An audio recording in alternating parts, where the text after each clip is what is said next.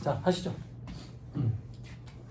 비용업용 소형승차 규정이죠. 그죠? 개별 소비세 과세 대상 자동차 그 유지를 위한 재화로 사용하는 경우로 돼 있죠. 자, 요거는 저 뒤에 가서 예습을 좀 하고 와야 되죠. 페이지 혹시 엮인 사람 있습니까?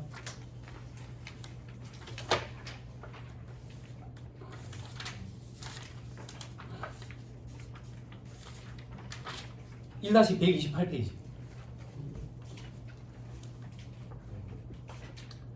찾았어요? 1-128페이지. 자, 매입세 불공제 있죠? 네.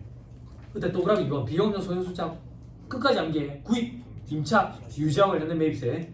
됐죠? 그게 어디 있는데? 박스 2번에 있네. 박스 2번이 저 밑에 있네. 그죠? 아, 이거밖에 없네. 자, 그럼 다시 돌아오세요. 비용용 엔드 소형 승용차 규정이죠? 네. 그죠? 강남에서 오신 분들 이거 아시죠? 엔드 소형 승용차. 그지? 이거 범위는 개별 소비세법상 과세 대상 승용차. 그지? 이게 법인세법으로 가면 업무용 승용차 규정. 그죠? 비용용 엔드의 요건. 비용용이 뭔데? 영업용이 아닌 거. 그럼 영업용은 뭔데? 택시회사의 택시, 렌트카에서 렌트카 이런 거. 그게 아니면 전부 다 비용용. 회사의 영업팀에서 타고 다닌다. 영업용 아니다. 전부 비용용이다. 그리고 소형 승용차는 정원 8인 이하의 승용 자동차. 됐죠? 다만 100이라인 70cc 이내인 것으로서 길이 3.6, 폭 1.6 이내인 것은 제외. 경차는 제외. 경차는 제외라는 얘기는 비용용 소형 승용차에 경차는 포함이 안 된다. 안 된다라는 얘기는 구입, 임차, 유지와 관련된 매입세 공제가 된다. 방향 잘 잡아야 돼. 된다. 됐죠? 그리고 정원 8인 이하의 승용 자동차니까 9인승부터는 여기에 포함이 안 되지. 그럼 매입세 공제가 된다. 그죠? 승용 자동차니까 덤프, 출애라, 버스, 승합차 이런 거 다 된다. 된다. 됐죠? 매입세 공제가 된다. 됐죠? 그리고 법인세법상 업무용 승용차 규정을 적용을 안 받는다. 됐죠? 됐죠? 오케이. 다시 돌아와가지고. 자, 그래서 별표시 1회. 동그라미 1번 운수업, 자동차 임대업, 운전 학원. 그지? 얘를 기억해. 시험에 얘가 잘 나와. 택시회사의 영업용 택시. 동그라미 2번 자동차 제조 판매회사가 판매하는 택시. 동그라미 3번 캡스, 세콤의 출동 차량. 됐죠? 또 어떤 거? 저거 운구용 승용차. 그죠? 또 어떤 거? 자율주행 테스트용 차량. 이런 것들은 이 규정을 적용을 안 받아. 안 받는다는 얘기는 매입세 공제가 된다. 됐죠? 됐습니다. 근데 차만 해당되는 줄 알았는데 오토바이도 된다고. 근데 오토바이 딸딸딸딸 이런 거 말고 웅웅웅 거리는 거. 100이랑이 125cc 초과되는 거. 그래서 딸딸딸 거리는 거는 보통 다 124.1cc 혹은 124.9cc 이 기준 때문에. 됐죠? 그리고 캠핑용 자동차 이게 뭐라 했어요? 내가 알고 싶은 거. 그리고 캠핑용 트레일러 포함 이런 거. 됐죠? 그리고 이제 전기차 시대가 왔잖아. 전기차도 포함이 된다더라. 근데 전기차는 뭐 전격 전압인가 뭐 이런 걸로 따지더라고. 몇 킬로와트 이런 걸로. 그런 것까지 시험에 안 나오니까. 자, 됐습니다. 자, 밑에 관가로 2번 비용료 소형수차 관련된 규정 매입세 공제 안 된다. 됐죠? 그 밑에 있는 규정은 뭔데?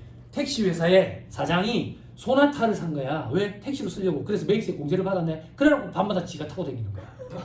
그지? 그럼 비용업용으로 전용했지. 그러면 매입세 공제 받은 걸 걔네야지. 추징해야지. 됐죠? 또 어떤 건데? 우리 회사가 석유 정제 회사라고. 그래서 원유를 사왔어. 원유를 정제해가지고 갖다 팔라고. 그래갖고 밤마다 지 차에다가 깔때기 해가지고 꽂아가지고 기름을 집어넣는 거야. 폭발하도록. 그치? 그런 것들. 걔는 다 그 얘기야. 됐죠? 넘어갑니다. 자, 1-41페이지. 판매 목적 타사업장 만출. 판매 목적 타사업장 만출은 외부의 실질적인 공급이랑 거의 유사하다. 그죠? 세형에 있어서 발급 의무도 있고 애초에 매입세 공제를 안 받았더라도 관계없이 간주공급으로 과세한다. 됐죠? 됐죠?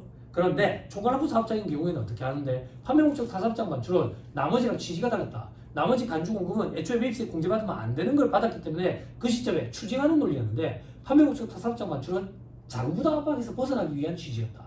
근데 주사업장 총괄납부 규정을 적용받으면 이미 자금부담 압박에서 벗어나 있거든. 그러니까 간주공급으로 보지 않는다. 근데 빠꾸경리가 공부를 어줍게 해가지고 세금계산서 발급을 해버렸다네. 그러면 오케이 인정이 된다. 인정이 돼야 매입세 공제를 받을 수 있으니까. 사업자 단위 과세 사업자 단위 과세 이 혜택을 받을 때 자금부담 압박에서 벗어났으니까 간주공급으로 과세되지 않는다. 그러면 수험생들이 물어본다. 세무사님 이런 경우에는 빠꾸경리가 세금계산 발급하면 어떻게 되는데요? 그 정도 빠꾸는 아니다. 사업자 등록 번호가 한 개인데 공급하는 자랑 공급받는 자의 똑같은 사업자 등록번호를 쓸 정도로 그 정도로 빠른 경리는 이 회사에 취직도 못했을 거다. 왜? 왜? 그래서 그런 일은 없다. 그런 일은 없는데 자꾸 그런 일을 가정해가지고 물어보면 주고 싶다고. 됐죠? 그래서 그런 일은 없다. 됐죠? 넘어갑니다. 자, 142페이지. 자아공급에 해당하지 않는 사례 됐죠? 자, 어떻게 기억하는데 판매 목적 반출이 아니다 이렇게 기억하면 된다.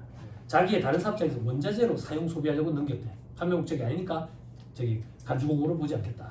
자기 사업장의 기술 개발을 위해서 시험용으로 수성비에 대체해서 AS에 대비해서 불량품 교환이나 광고 선전을 위한 목적으로 했대. 이런 거는 판매 목적의 반출이 아니기 때문에 간주공고로 과세하지 않겠다.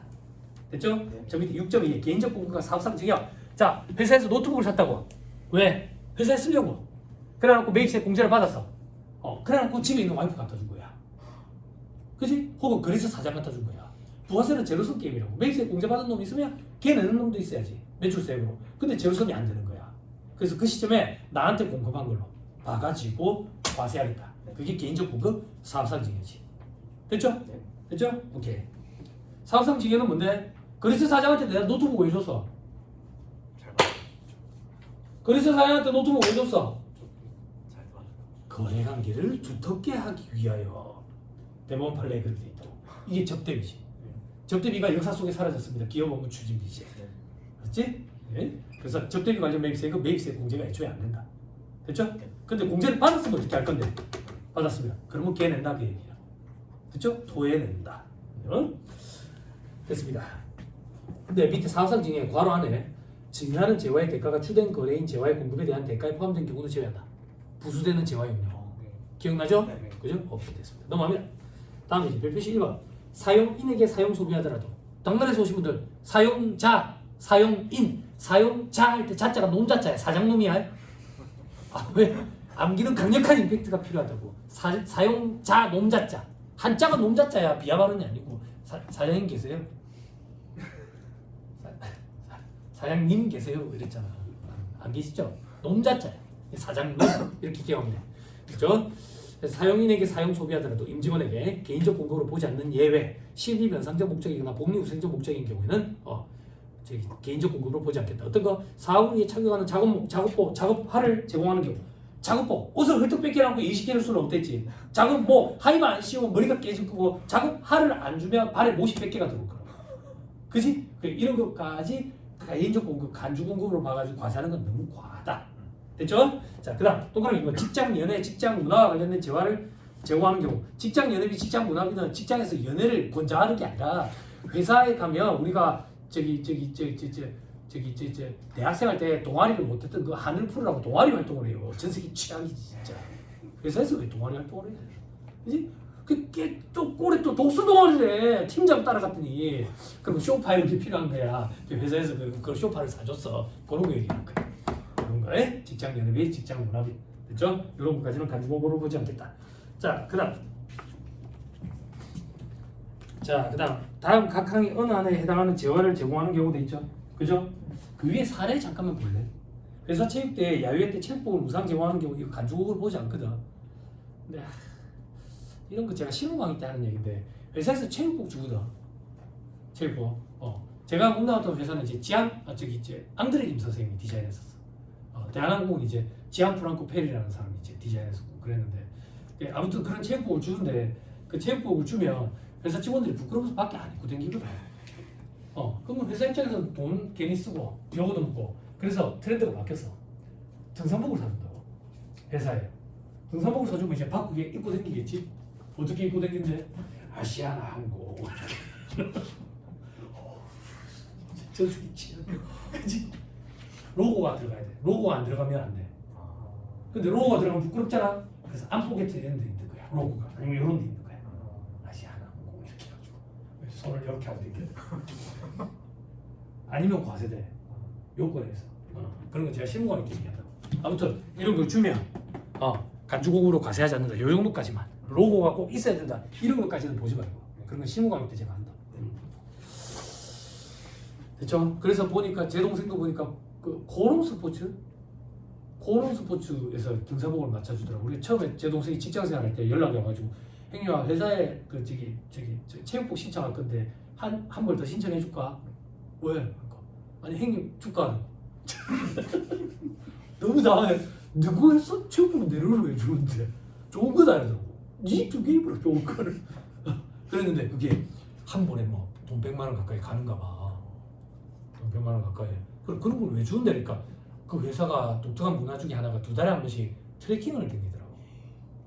바닷길 이런데. 아, 저 걷는 거 좋아하거든, 바닷길에. 등산은 별로 안 좋아해도. 근데 트레킹 코스 중에 통영에 한 분 잡혔더라고. 저희 어머니가 통영에 계시거든. 근데 통영에 가면 제가 배낭 메고 그냥 걸어 다니거든. 잘 됐다 싶어가지고 가족도 된다 해서 나 신청해주라. 신청하면 그 뭐 고기랑 막걸리도 준대. 먹고 마시면서 걷는 거잖아. 얼마나 좋아. 술이랑 같이 걸으면 잘 걸어줘요. 그래 갔는데 그거 주더라고. 좋더라. 그렇고 좋대.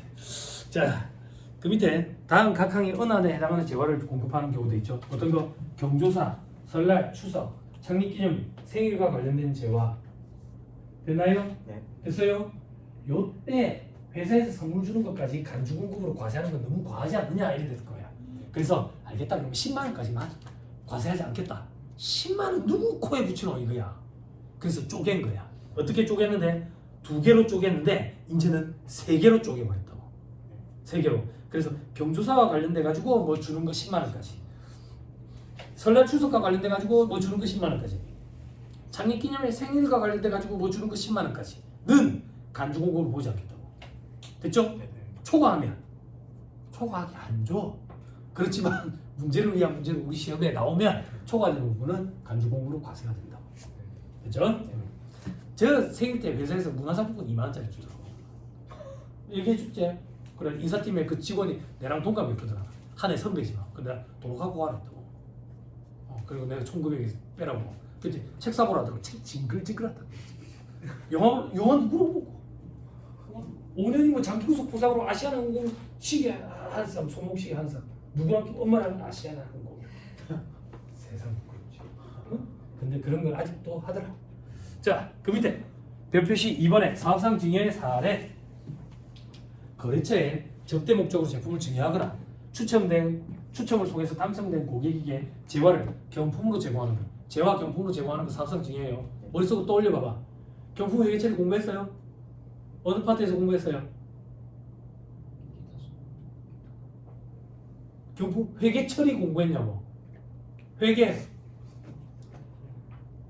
충당부채 파트에 있어요. 경품 충당부채. 공부하세요. 제품 보증 충당부채. 경품 충당부채. 공부했지. 반품은 충당부채 계산 안 한다고. 예전에 했었어. 네팅한 거면. 지금은 총액으로 접근하지. 그 경품. 그러니까 마트 가면 1+1 주는 거 있잖아. 그죠? 그건 애누리가 아니라고. 그런 걸 경품이라고 그래요. 그거에 대비해가지고 회사 내부에 쌓아주는 거지. 그게 경품 충당. 그렇죠? 다시 돌아와가지고 우리는 그런 걸 주면 사업상 증여에 해당한다. 됐죠? 자 밑에 고객이나 불특정 다수인에게 무상 제공하더라도 사업상 증여로 보지 않는 거. 샘플을 보내야 거래로 파생이 될 거 아니야. 그렇지? 그리고 특별재난 지역에 공급하는 물품. 요거는 기부문화 활성화 차원에서. 자 그리고 자기정리 마일리지 등으로만 전부를 결제받고 공급하는 재화. 이제 수준이 좀 높아졌으니까 이런 얘기 해도 되지. 자기정리 마일리지로만 전부를 결제받고 공급하는 재화가 직접 보상을 제공하는 경우 얘기하는 거야. 회기 전에 공부했죠? 봐봐라 벌써 격차가 벌어지거든. 끄떡끄떡 하시는 분이 계시고 뭔 소리 하는 거지 이렇게.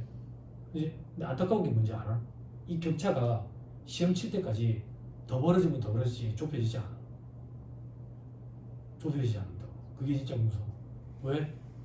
잘하는 사람이 가만히 있는 게 아니거든. 격차가 자꾸 더 벌어져. 잘하는 사람은 1회도 가는데 10시간 걸리고 못하는 사람은 1회도 가는데 15시간 걸리거든. 자꾸 더 벌어진다고 이 격차가. 그럼 뒤에 있는 사람 따라오면 죽기 살기로 해야 돼 진짜. 여러분들 회계에 고객과의 계약에서 생기는 수익 파트에 보면 고객 충성제도 있죠. 고객 충성제도에 자기가 직접 보상을 제공하는 경우, 제3자가 보상을 제공하는 경우, 자기의 계산을 하는 경우, 제3자를 대리하는 경우, 그지? 직접 보상을 제공하는 경우는 계약부채, 그지? 그지? 요거는 자기 계산으로 하는 경우에는 매출액 잡지. 네. 매출원가 잡고. 네. 그지? 요거는 수수료 수익으로 인식하지. 네. 그지? 네. 요게 직접 보상 자기 적립 마일리지로. 요거는 카드 회사에서 마일리지 보전해 주는 거. 네. 그거 됐죠? 이게 세법이 이렇게 수준이 높아. 세법은 회계 시간 이런 거 했던 거 있죠? 세법에서는 이런 입장입니다. 그러고 끝이라고. 그지? 근데 회계에서 했던 게 안 떠오르면 다 없는 거야. 그게 사상누각이라고. 사상누각. 응. 회계가 밑받침이 돼야 돼. 응. 자, 됐습니다. 자기적인 마일리지로만 결제받고 공부하는 재화. 요거 또 한 번만 보여줄게. 요것도 얘기할 게 있으니까 시간이 걸리더라도 우리에겐 보강이라는 게 또 있으니까 좋아할 줄 알았어. 고맙다. 나도 좋아.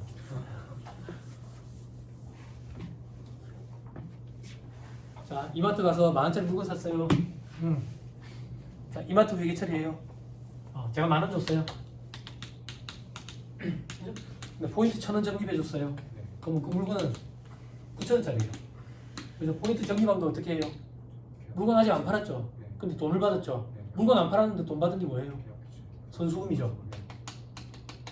선수금. 그리고 국제 기준은 계약 부채라고 인식하죠. 그래서 국제 기준에 보면 계약 부채라는 용어 말고 다른 걸 써도 된다 이렇게 돼 있어요. 그래서 저는 2차 수험생들 모의고사 채점할 때 선수금이라고 해도 맞다고 해줬어요. 근데 여러분들이 이제 백지에서 시작했잖아. 기존에 공부했던 적이 없고 고객과의 계약에서 생기는 수익 파트가 전면 계정이 됐거든. 과거에는 수익 파트였어.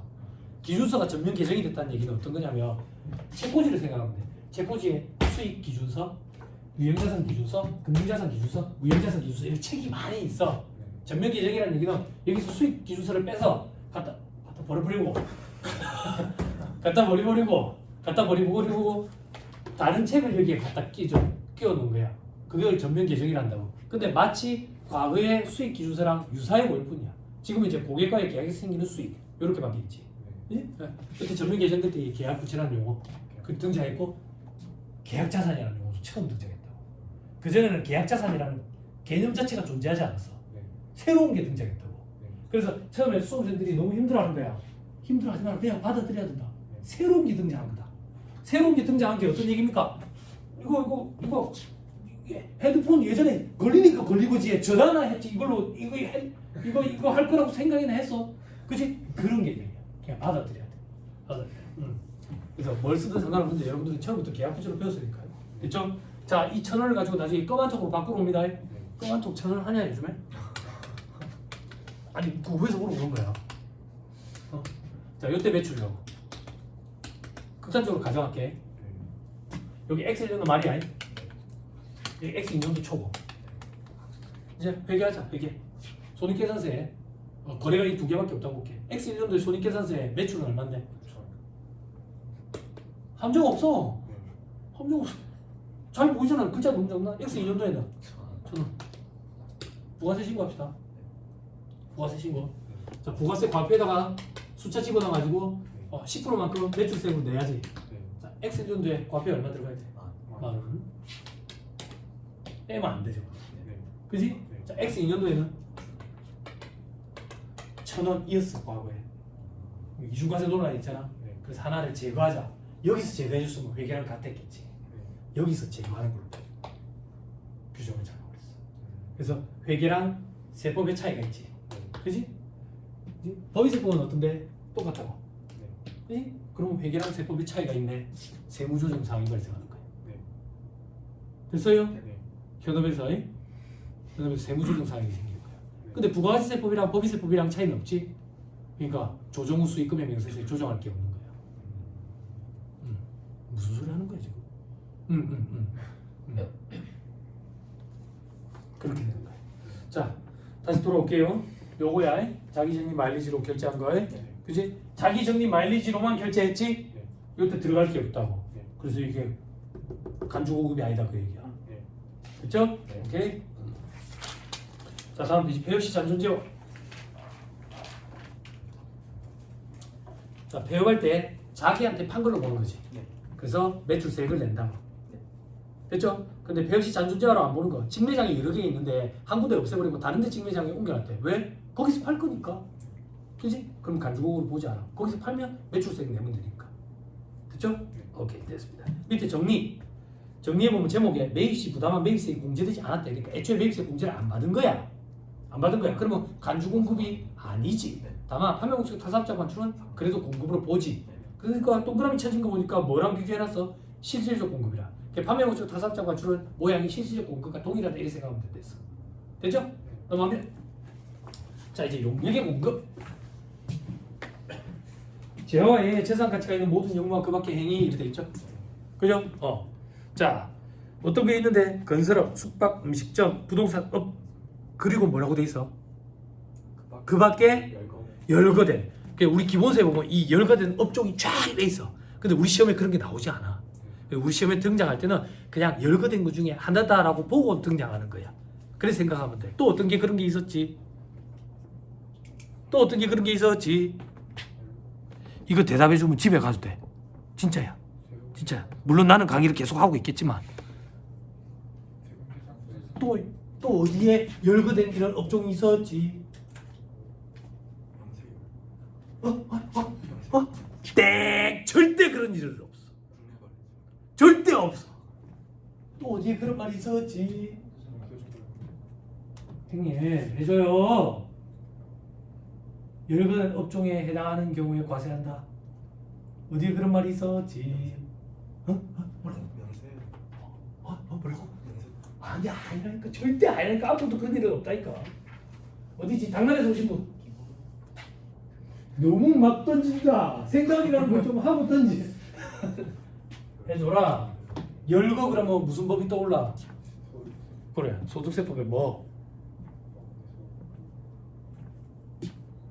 소득세법에 사업소득. 열거된 사업에 해당하는 경우에만 과세가 된다 했잖아. 쫙 열거돼 있는데 우리 시험에 그런 걸 물어보진 않고 열거된 사업 중에 하나라고 보고 시험에 출제한다 했잖아. 기억나? 기본서에 한번 보라 했잖아. 내가 찾아보라 했잖아. 기본서에는 있다고 써머리는 없지만.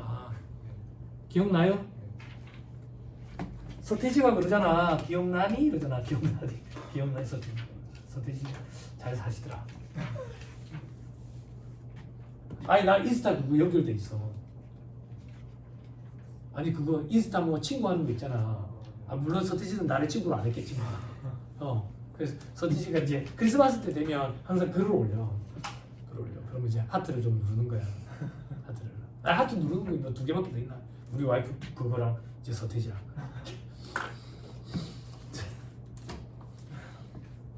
찾아봤어요? 기본서에 있어. 써머리에는 없다고. 소득세 보면 철저하게 열거주의 과세원칙이라 했잖아. 근데 우리 사업소득 공부할 때 포괄주의였잖아. 그래서 의문문제도 했잖아. 왜 포괄주의지? 사업소득은 열거된 사업에 해당할 경우에 거기에 열거주의가 적용이 돼 있다. 근데 우리 시험에는 그 열거된 사업 중에 하나라고 보고 시험 문제가 출제가 되니까 우리가 그걸 암기할 필요가 없었던 거야. 형님 찾았어요? 네. 여기 다른 당나라에서 오신 분들 때문에 페이지 한 번만 불러줘요. 4-41페이지. 4-41페이지에 있대요. 아니 얘 기본서에 있어요. 썸머리에는 없어요. 기본서에 있어요. 객관식 책에 있어요? 맞네. 객관식 책에 보면 되겠네. 4-41페이지.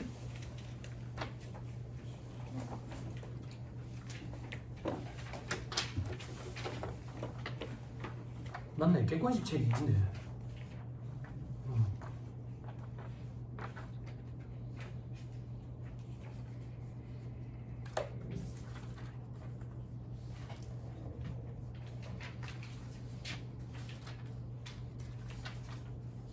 어디 있어? 없네. 여러분 죄송해요. 제 행님이 거짓말했어요. 없네. 기본서에 있을 거예요. 열거된 사업의 범위에 대해서. 그렇죠? 여러분 보지 마세요. 제 행님이 거짓말했어요. 나중에 기본서에 꼭 한번 확인해봐요. 됐죠? 자 다시 돌아와가지고 여기도 그래 열거되어 있다. 됐죠? 근데 밑에 별표시 1번에 다만 건설업은 어떻게 암기하자? 건설 용역업. 됐죠? 그리고 부동산업 중 다음의 사업은 재화를 공급하는 사업으로 보겠다. 재화의 공급으로 보겠다. 용역의 공급이 아니고. 동그라미 1번.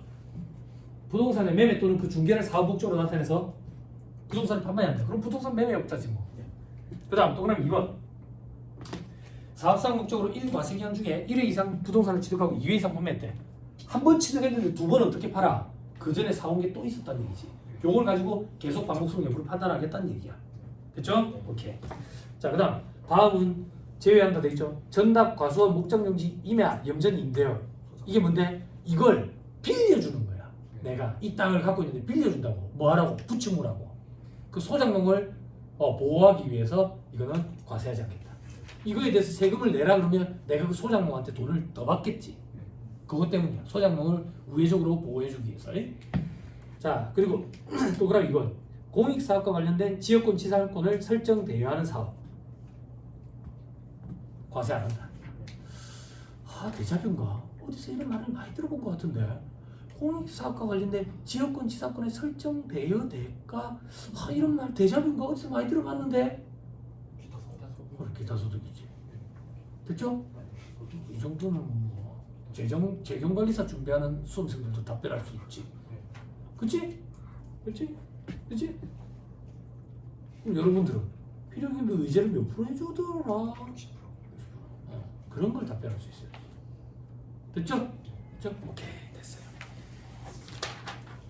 자, 과세대상 용역의 공급, 계약상 법률상 이거 또 똑같은 말 나온다. 됐죠? 자, 영무를 제공하는 거, 인적 서비스 제공하는 거, 밑에 보니까 노하우 제공하는 거 이런 거, 또 그럼 이거 시설물 권리 등 재화를 사용하게 하는 거, 물적 서비스 제공이나 특허권 등 권리를 대여하는 거, 특허권을 돈 받고 팔았다. 재화의 공급, 특허권을 돈 받고 빌려줬다. 그러면 용역의 공급. 이제 수준이 좀 높아졌잖아. 우리 대화가 가능하잖아. 그럼 회계 시간에 여러분 사용권 적국권 공부했지? 사용권 적국권. 그지? 그거. 그런 개념이다 이렇게. 그지? 람보르기니 사용권 적국권 빌려줬다. 마크 적국권. 예? 돈 받고 팔았다. 사용권 이런 거. 됐죠? 됐습니다. 그 밑에 간주공급 과세 안 한다. 왜? 용역의 무상공급에 대해서 과세 안 하거든. 왜 과세 안 하는데? 눈이 안 보니까 포착하기 힘들잖아. 그거랑 똑같이 간주공급에 대해서도 포착하기 힘드니까 과세 안 하겠다. 다만 밑에 별표시 5번, 별표시 4번 사업자가 사용인에게 사장이 직원들에게 음식 용역을 무상 제공했다. 밥액이 있다고. 직무상 부상 질병을 무상 치료할 병원이랑 계약해가지고 거기서 병원비 대줬다고. 이런 것들은 간주공급으로 과세하지 않겠다. 됐죠? 밑에 별표시 5번 재화나 용역을 무상 공급했대. 과세를 한다고. 과세를 해. 재화는 시가를 과표해서 과세를 해. 됐죠? 용역의 무상 공급은 과세를 안 하는 게 원칙이야. 다만 법이 개정이 돼가지고 특수관계 사이에 사업용 부동산의 임대 용역을 무상으로 제공한 경우에는 시가를 과표해 넣어가지고 과세한다고. 됐어요? 됐나요? 그럼 시가를 과표에 넣어서 과세한다는 얘기는 과표에다가 숫자를 넣는다는 얘기지. 그 숫자 어떻게 계산하지?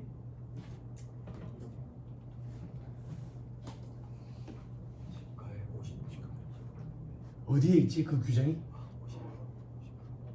법인세법상 부당이익 계산 부인 파트에 있지. 그지? 그지? 그 부동산의 매매 시가 곱하기 50%. 거기서 뭘 빼지? 보증금 빼지. 여기에 뭘 곱하지? 뭘 곱하지? 정기예금 이자율을. 됐죠? 됐죠? 부가시세법에서는 이 계산, 이 산식에 따라 계산한 금액이 얼마다라고 주어. 법인세법에서 이걸 계산하라고 시키고. 됐죠? 오케이. 자, 그다음 국가나 지자체에다가 동그라미 쳐야지. 우리가 국가나 지자체에 무상 공급안에 면세, 유상으로 공급하면 과세. 그렇지? 들어봐봐. 국가나 지자체가 우리에게 공급하는 거는 대부분 다 면세. 그런데 민간업체와 형평성을 고려하기 위해서 과세하는 것들이 있었지. 스키장, 골프장 이런데. 그런데 가만 보니까 별다른 것들만 갖다 치고 있네. 그지? 그런 건 또 안 되지. 과세지. 골프 연습장, 헬스장 이런데. 그지? 군생활할 때 스키장 가봤어요? 그래. 장교들만 가잖아.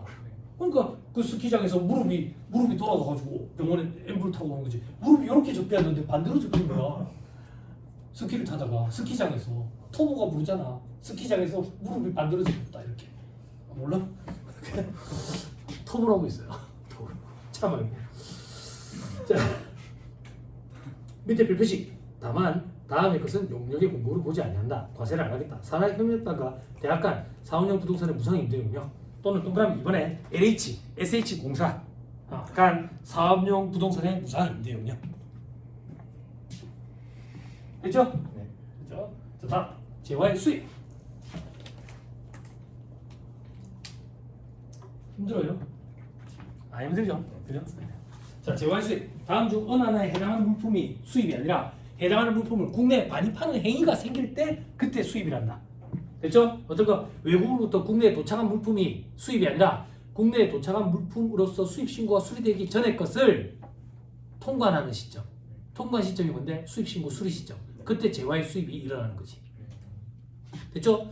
외국 선박에 의해서 공해에서 채집되거나 잡힌 수산물 포함. 요거 법이 희한하다 그랬죠? 기억나죠?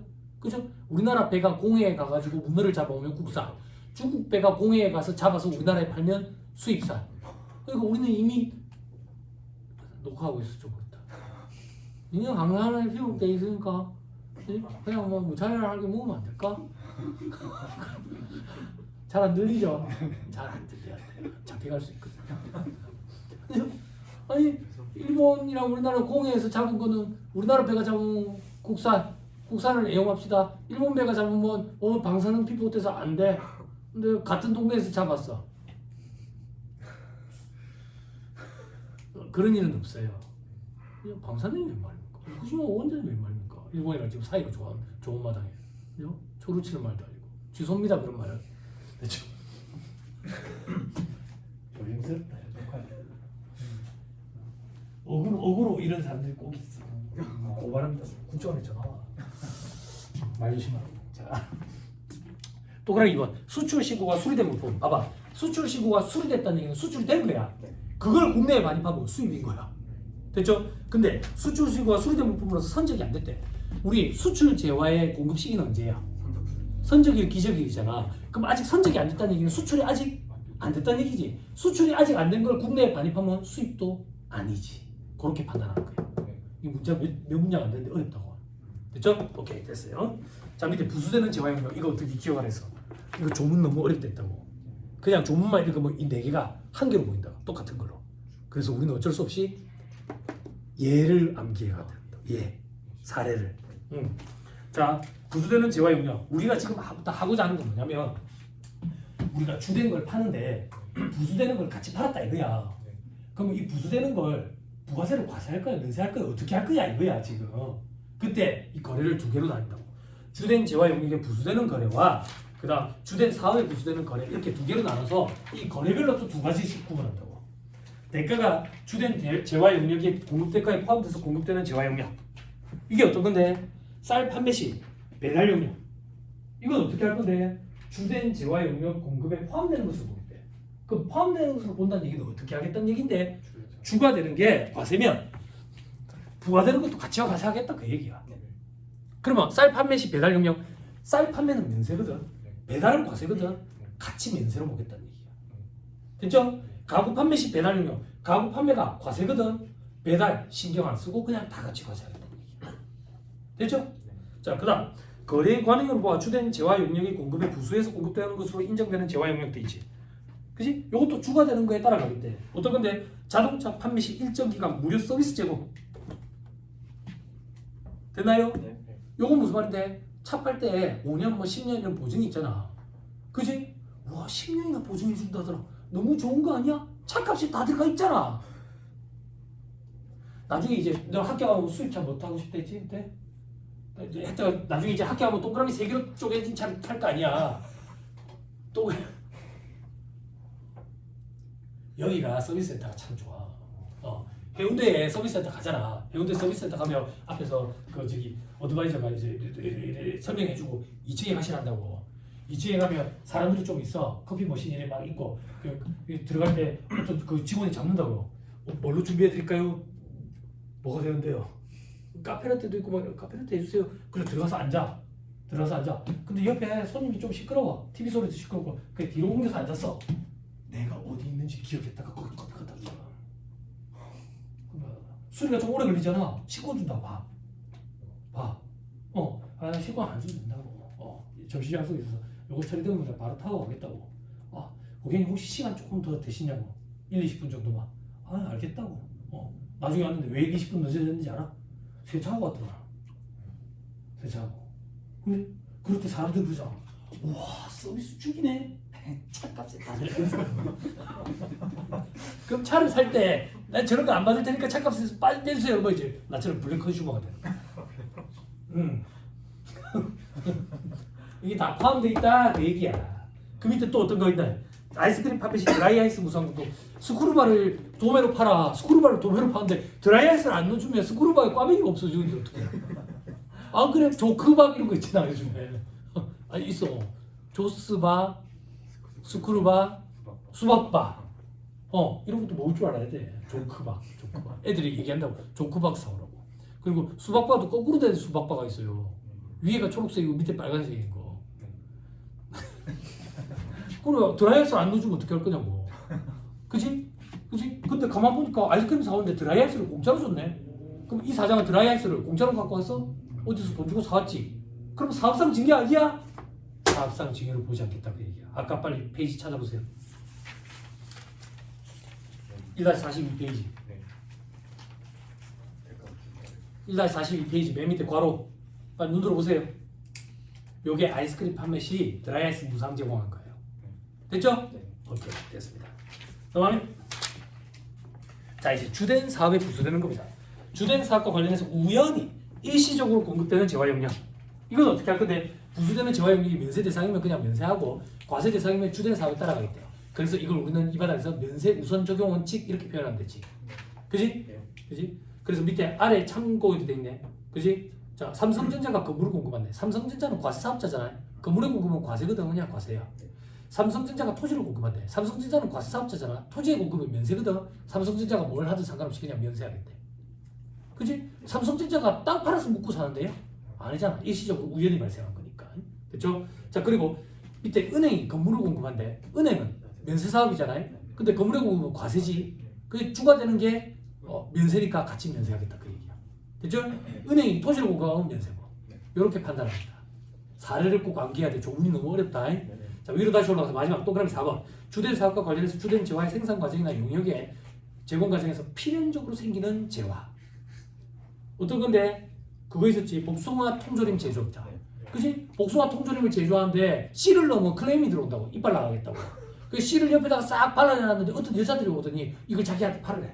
뭐 하려고요? 이걸 곱게 고운 분말로 만들어서 얼굴에 찍어 바르면 마치 잠깐 하얘진 것처럼 같은 효과가 발생한대요. 그럼 내가 그 씨를 팔면 면세거든. 복숭아 통조림은 과세거든. 이거 돈 냈나 때도 안 하는데 이걸 팔아가지고 내가 겸용사업자가 돼버리는 거야. 골머리 아프게. 그래서 복잡한 겸용사업자가 되는 걸 막아주기 위해서, 방지하기 위해서 그냥 다 과세하겠다 그 얘기야. 됐죠? 겸용사업자 머리 아프잖아. 그죠? 부가세 보면서 세 번의 고비가 있지. 영세율, 겸용사업자, 가산세. 이거 겸용사업자.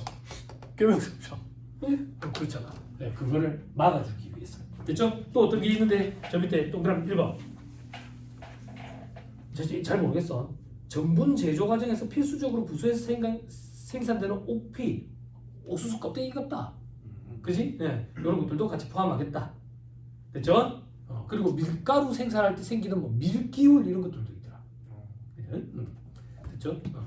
치즈 생산할 때 발생되는 유청 이런 거. 있어. 여성들이 좋아해. 치즈 생산할 때 그 치즈에서 나오는 물인데 그게 변비에 엄청 좋대.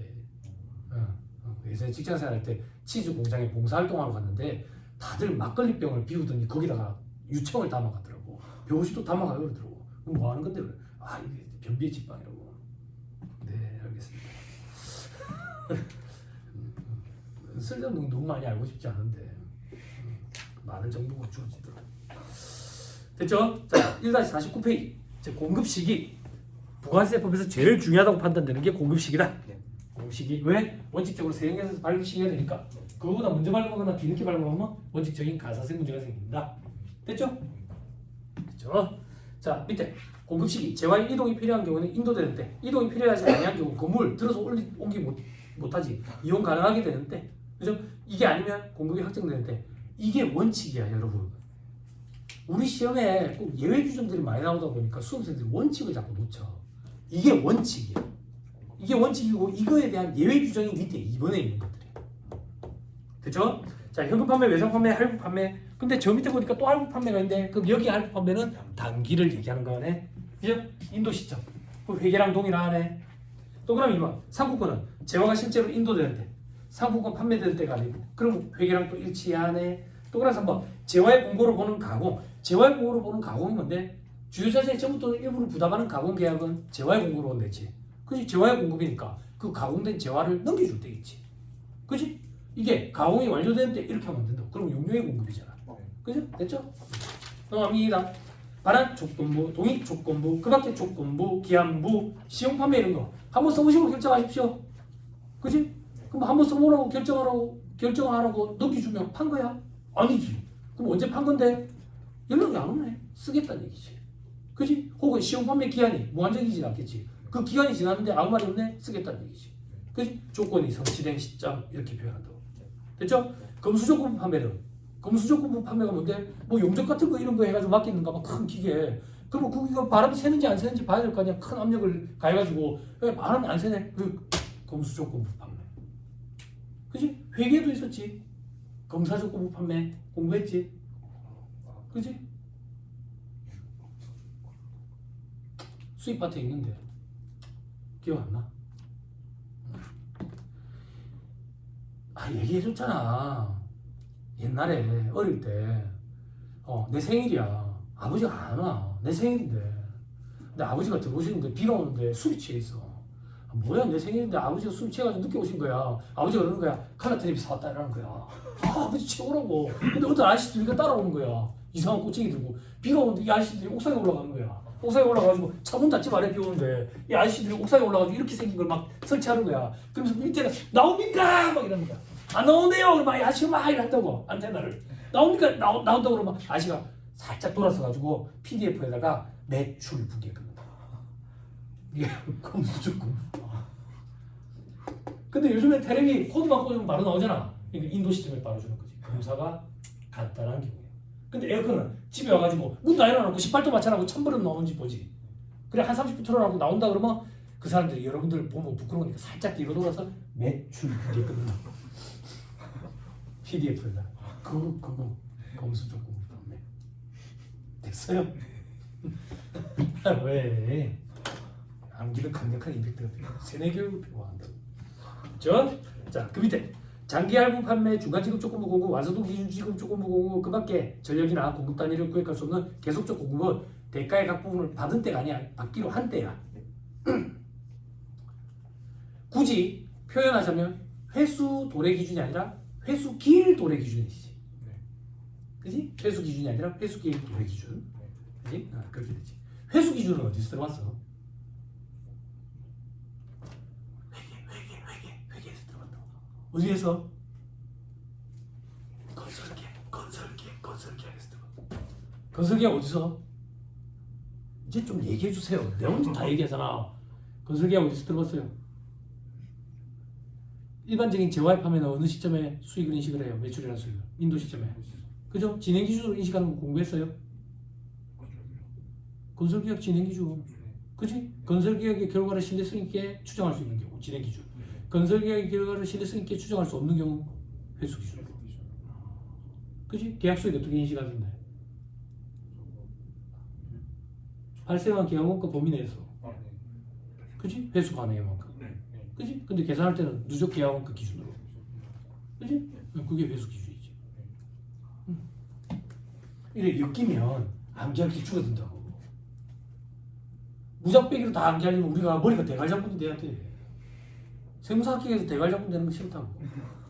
그지? 그럼 이 공간, 여유 공간을 소득세법 암기해야지. 소득세법은 논리라는 게 없잖아. 기본공제 대상자 1인당 150만 원. 왜 그런데요? 그냥 150만 원이야. 보험료 세액공제 12%, 15%. 그냥 12%, 15%라고.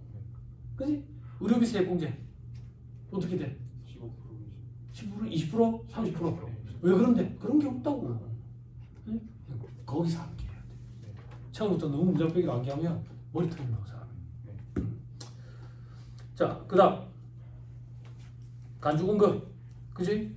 이런 거 암기하는 거 아니죠. 면세사업에 전용할 때, 비용료 사용할 때, 개인적 공급할 때, 판매 목적 타산적 반출할 때, 사업상 증여할 때, 배업비. 그지?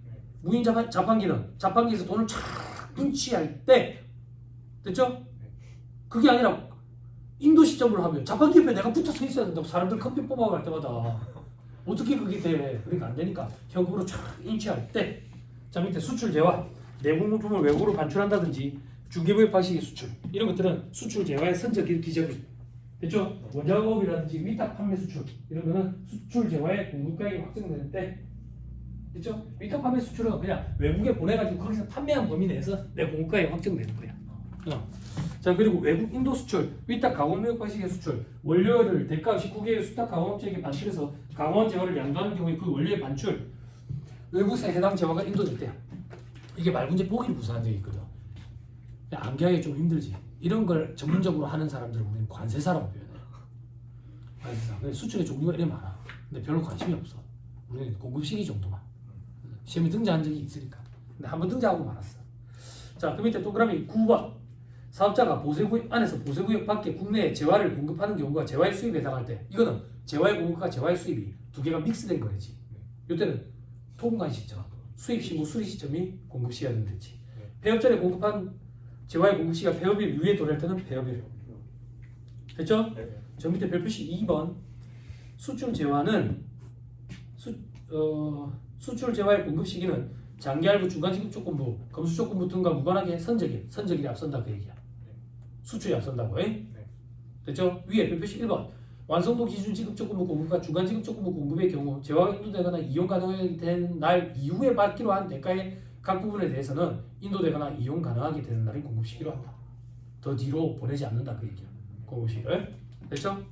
자 다음 페이지. 시험에 잘 나오는 게 뭔데? 장기할부 판매, 중간 지급 조건부 공급. 장기할부 판매는 뭔데? 인도 대금 분할의 수. 중간 지급 조건부 공급은 뭔데? 인도 전 대금 분할의 수. 조건이 어떻게 되는데? 회계를 또 올리면 안 된다. 회계에서 장단기 어떻게 구분해요? 유동 비유동 어떻게 구분해요? 1년에 하지만 했잖아. 오늘부터 1년이야? 내일부터 1년이야? 오게 하면 말로부터 1년 내에 회수될 것 같으면 유동, 단기, 더 걸리면 비유동, 장기. 근데 세법에서는 장기라는 표현이 다른 표현이에요. 요건이 있다고. 어떻게? 인도일의 다음 날부터 최종 할부 지급기일까지 1년 이상, 대가는 2회 이상 분할수요. 장기 할부 판매. 아니면 단기. 단기면 인도 기준. 장기면 대가의 각 부분을 받기로 한대. 받을 때가 아니고. 중간 지급 조건부 공급은 어떻게 되는데? 인도 전 대금 분할수. 그러면 계약일의 다음 날부터 인도일까지가 6개월 이상. 그리고 대가는 3회 이상. 근데 법조문은 계약금 2회의 대가를 분할수요. 그럼 계약금까지 포함하면 3회 이상 분할수요. 됐죠? 그러면 중간 지급 조건부 공급에 해당하지. 그지? 그지? 그러면 대가의 각 부분을 받기로 한대. 그래서 처음에 계약 시점에 보니까 중간 지급 조건부 공급이 맞았어. 그래서 대가의 각 부분을 받기로 한 때에 세형계산서를 발급을 했다고. 근데 중도금을 잔금 칠 때 같이 주기로 했네. 그러면 3회 이상 분할 수령이 어그러져 버리지. 그럼 중간 지급 조건부 공급이 틀어져 버리지. 원칙으로 돌아가지. 인도 시점에. 근데 계약금 받은 거는 선세금 계산서 발급 특례를 인정해 주지. 됐어요? 머릿속으로 막 떠올라요? 그런 게 공부예요. 그런 게 됐죠? 연습장사 가지고 집에 가가지고 막 깜지가 웬 말이야. 나도 학교 다닐 때 깜지 안 써봤다. 그 이후에 막 깜지라 했다. 깜지가 뭐야? 안 그래도 얼굴 시커매가지고 기분 나쁜데. 이래 쓰더라고. 좀 안타깝더라고. 또 내가 그렇게 쓰는 사람들이 있어. 해마다 공부하는 사람들. 그럼 내가 옆에서 그런다고. 아까는 그걸 찢어가지고 씹어먹지 그래. 옛날에는 영어 사전을 그래 씹어먹고 그랬는데 그럼 뱃속에 들어가 있다고. 머리는 안 들어가고. 응? 요즘에는 영악하게 공부해야 된다. 곰처럼 공부하면 돈 된다고. 나이 어린 친구들 어떻게 영악하게 공부하는지 잘 보셔야 된다고. 이걸 아까 있었잖아. 이거를 아까 이렇게 담아온다고 애들이. 담아온다고. 그럼 그걸 이제 돈 받고 팔면 이제 불법이지. 그지? 어디서 담아오는데 이렇게 해서 돼서 그걸 그렇게 해서 거기다가 넣어준대. 그럼 애들이 어떻게 공부하는데 요즘 애들 거기에 보이스 레코딩 기능이 있어요. 제 강의를 거기 녹음하는 거야. 녹음해. 그래가지고 거기 메모를 남겨놓으면 하이퍼링크처럼 그걸 클릭하면 그 녹음된 시점으로 돌아가더라고. 그래가지고 뭘 해야 되지 그러면? 딱 서칭하면서 들어. 한 번 더 듣고 싶은데 전체를 다 듣고 싶지 않고 이 부분만 더 듣고 싶거든. 애들이 그 하이퍼링크처럼 걸어놓더라고.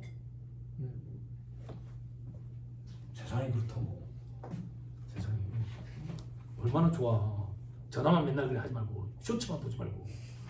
응? 됐어. 넘어갑니다. 자, 주제이 많다. 쭉쭉 넘어갑니다. 54페이지. 완성도 기준 지급 조건부 공급. 그죠? 이 기성부에 따라서 맞는 거 있죠? 네. 그죠? 대가의 가분을 받기로 한대. 자, 1-55페이지. 위탁 매매. 공급 간주로 돼 있네. 위탁 매매에 의한 매매를 할 때는 위탁자가 공급한 걸로 본다. 그지? 다만 위탁자가 누군지 모르겠더래. 그러면 위탁자에서 수탁자한테 간 것도 별도의 공급으로 보겠다. 그 밑에 공급 시기. 수탁자가 공급할 때 위탁자의 공급 시기라고. 근데 위탁자가 누군지 모를 때는 위탁자가 수탁자한테 넘겨줄 때 그때 공급 시기. 수탁자가 고객한테 팔 때 또 공급 시기. 두 개의 거래로 보겠다는 얘기지. 세형계약서 발급. 수탁자가 위탁자 명의로 발급하고 저기 사업자 등록번호는 부기한다. 그게 어디 별표식 2번에 있다. 덧붙여 적어야 한다. 이게 부기한다. 됐나요? 네. 됐어요. 넘어갑니다. 1-56페이지 리스 거래. 이제 또 수준이 높아졌으니까 이해하겠지? 네? 리스 이제 공부했지? 썸. 내 거인지 내 거 아닌 내 거 같은 그 리스. 그지? 금융 리스냐 운용 리스냐 이제 리스 이용자 입장에서 구분하라고 우리는 다 사용권 자산들이지. 그지? 그 희한하지? 뭐가 희한한데? 그지?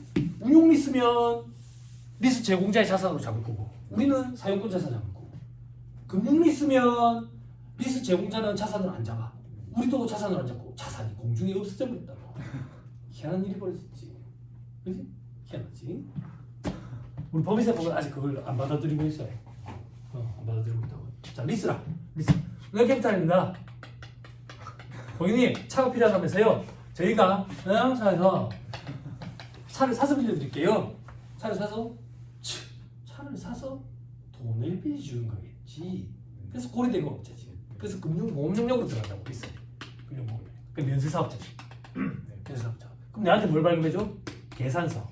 세금이란 말이 없네. 그럼 내가 매입세 공제를 못 받지. 물론 비용용 소형 순차는 공제를 못 받겠지만 딴 부출해라. 버스, 경차, 그리고 요즘에 그거 많이 타고 다니죠. 조그만 트럭. 저거 용달처럼 안 생겼어. 예쁘게 생겼어. 대신에 용달보다 비싸. 요즘 거래소 사장들도 많이 타고 다니더라고. 비가 다 들어갈 것 같은데 아무튼 비가 안 들어가게 막으면 많이 비싸. 2억이 넘어. 사이버 트럭이 하고 있어. 비가 안 들어가게 막아놓은 건 사이버라는 말이 들어가. 사이버. 그래 있어. 오늘 GD 몰라? GD 알아? 머리 여기서 붙어 있는. 걔가 타고 다니더라고. 그럼 매입세 공제를 못 받잖아. 그래서 리스 계약은 얘랑 하고 제조업자로부터 직접 공급을 받는 경우에는 얘가 세형계약서 내한테 발급해 주는 거지. 그럼 이때가 공급 시기가 된다고. 됐죠? 요거 그 얘기야. 근데 알고 봤더니 여기가 동그라미가 4개로 쪼개지는 데래. 동그라미가 3개로 쪼개지는데 동그라미 4개가 걸쳐 있는 데래. 그렇지? 아니면 앞에서 봤더니 웃고 있더래 차가. 아니면 제네시스 짝퉁이더래. 제네시스 짝퉁. 왜 제네시스 짝퉁이라 해줬잖아. 갑자기 나도 국뽕이 차올라서. 제네시스가 짝퉁이겠지. 벤틀리라고 있어. A 이름 아니야. 비싼 차가 있어. 해외에서 물 건너. 그러면 세관장이 나한테 세형에서 발급해 주지. 그때가 공급시. 그럼 나는 매입세 공제를 받을 수가 있다. 됐죠? 아니 세무사님 이런 경우가 있습니까? 많아. 200호 말고 200호. 덤프. 다이후. 다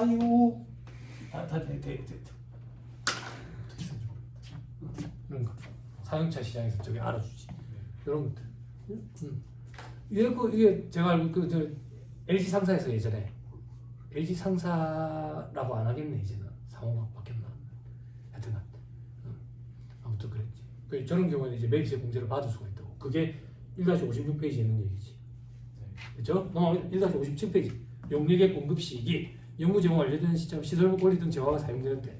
거래형태별 공급식이 동그라미 1번 똑같다. 대가의 각부를 받기로 할 때 시험에 뭐가 잘 나오는데 공급 단위로 구획할 수 없는 용량의 계속적 공급이 잘 나온다. 그 제일 대표적인 예가 부동산 임대 용량. 부동산 임대 용량은 매일매일 빌려주고 있는 거지. 그래서 계속적 공급이라고 해. 그렇죠? 그리고 컴퓨터 유지 보수 용량, 홈페이지 유지 보수 용량 이런 거. 그렇죠? 홈페이지 이런 게 있나 요즘에는? 없지. 너 대학 다닐 때 홈페이지 만들기 이런 거 수업 들었어? 학교 다닐 때? 안 들었어? 이제 그런 거 알아? 너 자바 뭐 이런 거 알지? 들어는 봤어. 이게 뭐 하는 건지 모르는 자바? 네. 자바 뭐 이런 거 있잖아. 너는 C++ 이런 거? 그냥 C 언어하고. 그래? A가 좋지 않아? 그래. 교수님이 A 플러스 몇 명 줬으니까 항상 물어봐. 니는 뭔데? A. 잘했네. 그치? 근데 A 플러스 몇 명 줬는지 왜 궁금해? 내가 알아서 하는 거지. 지도 잘했으면서. 욕심이 끝이 없지. 아무튼 컴퓨터 유지 보수 용량 이런 것들. 그리고 동그라미 2번 영무의 제공이 완료되는 때 또는 대가를 받기로 한 때를 공급식으로 볼 수 없는 경우도 있는데 이런 시험에 안 나와요. 동그라미 3번 부동산 임대 용량을 공급하고 전세금 보증금을 받을 때 간주임대를 얘기하는 거지. 네. 그지? 동그라미 4번 선세금. 동그라미 5번 특정 용량. 동그라미 6번 BOT, BTO, BLT, BTL. 네. 그지? 이런 것들의 독특한 공통적인 특징은 2개 이상 과세경량 걸치지. 그지? 그럼 이거 우리 어떻게 해서? 월알로 안분 계산했지. 네. 이거 우리 언제 안분 계산하는데? 보고서 신고할 때 안분 계산하지. 그래서 과세기한 종료일, 예정신고기한 종료일이 공급식이다. 됐죠? 됐죠? 세법은 일할 계산이 원칙인데 월알로 하면 되지. 네. 월알로 하는 거 다 독특하다 됐다. 그지? 그래서 시험 잘 나오는 거야. 됐죠? 동그라미 7번 배열일 똑같고. 됐습니다.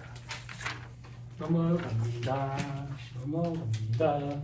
자, 1-58페이지 저 밑에 특정 용역, 헬스장, 수영장, 상표권 사용 계약. 그래서 장기에 걸쳐서 그런 경우에는 괄호 이번에 월할 계산을 한다.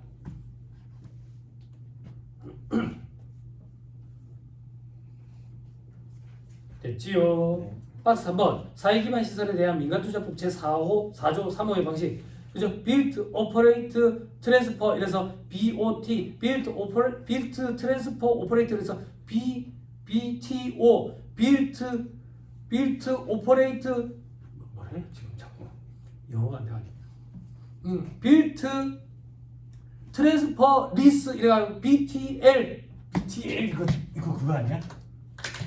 이거 좌절하는 거 아니야? BTL? 어떻게 해야 좌절이야? OTL 맞아 좌절.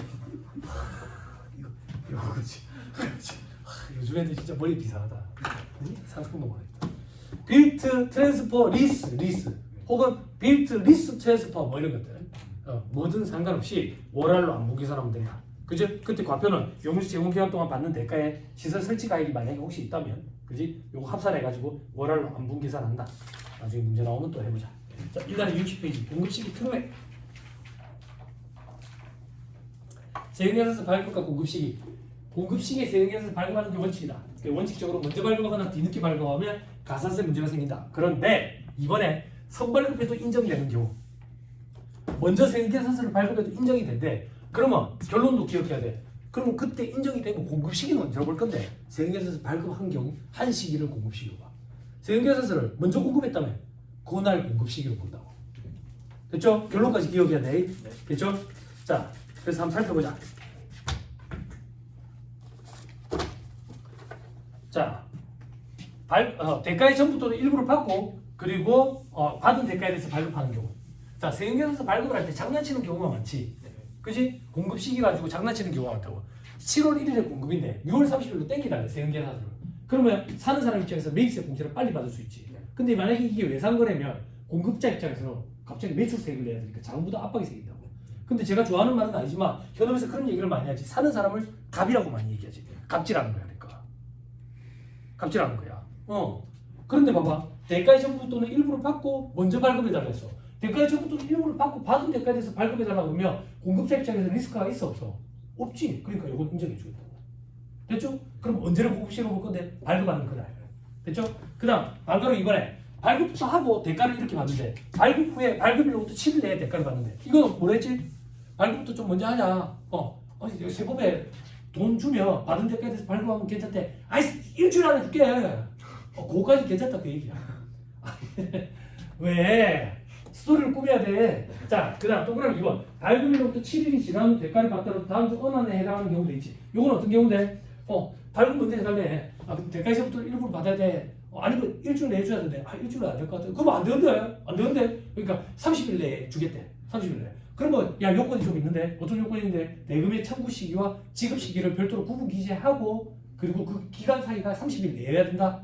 그럼 청구 시기는 뭔데? 세금계산서가 청구서의 역할을 하니까 세금계산서 발급한 날이 청구 시기야. 그럼 지급 시기만 비고라는 데다가 쓰면 돼. 그 날짜의 갭이 30일 이상 차이가 안 나면 된다고. 됐죠? 오케이, 됐습니다. 자, 밑에 반가로 3번. 다음의 경우는 대가를 수령했는지 여부와 무관하게 무조건 선발급하면 인정이 된다. 인정이 된다는 얘기는 세금계산서 발급한 때를 공급시키러 옵니다. 장기할 판매, 장기할 조건 무용료. 이건 장기할부지. 네. 장기할부. 중간 지급은 없지. 없다. 네. 그지? 어떤 차이가 있는데 장기할부 물건이 넘어갔거든. 네. 중간 지급 조건 공급은 물건이 아직 안 넘어갔고 물건이 이미 넘어간 경우에는 오케이 인정하겠다는 얘기야. 그래서 선발급에서 준다. 대가 아무것도 못 받았는데요? 상관없다. 대가 다 받았는데요? 상관없다. 상관없다.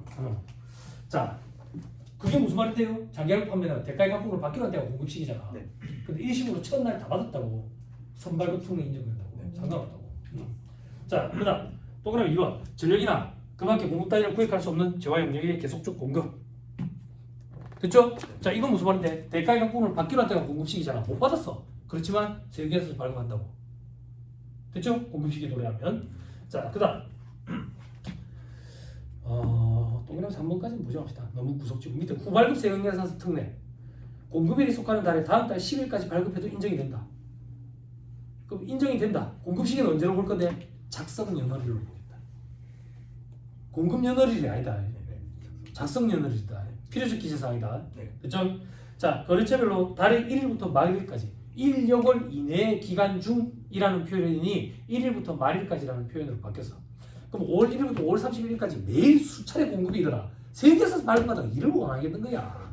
그래서 5월 1일부터 5월 31일까지를 합쳐서 그치? 다음 달 10일, 6월 10일까지 하면 인정이 된다. 됐죠? 자, 그 다음 작성연월일은 5월 31일이 작성연월일이야. 그 기간의 마지막 날이니까. 동그라미 이거는 뭔데? 5월 1일부터 5월 10일까지만 연속적으로 있대. 5월 10일을 작성연월을 해서 6월 10일까지 발급해야 된다. 동그라미 3번은 뭔데? 5월 15일에 공급이 있었는데 깜빡한 거야. 깜빡했는데 뒤늦게 알았다고. 6월 10일까지 발급해야 된다고. 그래서 현업에서 회계사무실 여직원들 상대로 세금계산서 언제 발급합니까? 그러면 답변이 다음 달 10일까지요 그런다고. 그건 잘못된 답변이야. 됐죠? 답변해 주세요. 세금계산서 언제 발급합니까? 공급 시기에 발급한다니까. 그런데 뒤늦어지면 10일까지 발급해도 되는 특례 규정이 적용이 되는 거야. 공급 시기에 발급하는 게 원칙이야. 됐죠?